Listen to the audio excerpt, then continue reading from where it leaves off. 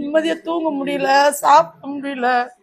ஒரு மனுஷனுக்கு இவ்வளவு கஷ்டம்லாம் வரக்கூடாதுப்பா. தாமரையோட இஷ்யூ எல்லா பேத்துக்குமே தெரிஞ்சிருக்கும். சின்ன மருமகள் சீரியல் சேத்தாவோட ஹஸ்பண்ட் ஆதி தன்னோட குடும்பத்துக்குள்ள வந்து செயினை திருடி அண்ட் அது மட்டும் இல்லாம 10 லட்சம் 20 லட்சம் கேஷையும் பார்த்தீங்கன்னா ஏமாத்தி எஸ்கேப் ஆயிட்டாரு. அதனால தாமரை போலீஸ் ஸ்டேஷன்ல கம்ப்ளைண்ட் பண்ணியிருந்தாங்க. பட் கம்ப்ளைண்ட் பண்ணதுக்கு அப்புறமும் பெருசா எந்த ஆக்ஷனுமே எடுக்கல. பட் அதுக்கான அப்டேட் வந்து பார்த்தீங்கன்னா இப்ப கொடுத்திருக்காங்க.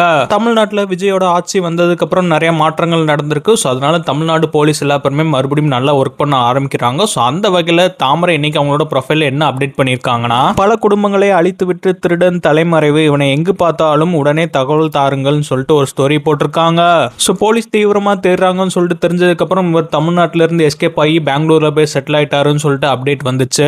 ஸோ இவர் எங்க இருக்காருன்னே தெரியல, இன்னும் பிடிக்க முடியல. அப்படி ஏதாவது இவரை பார்த்தீங்கன்னா தயவு செஞ்சு தகவல் தாருங்கன்னு சொல்லிட்டு வந்து பார்த்தீங்கன்னா ஒரு ஸ்டோரியே போட்டிருக்காங்க.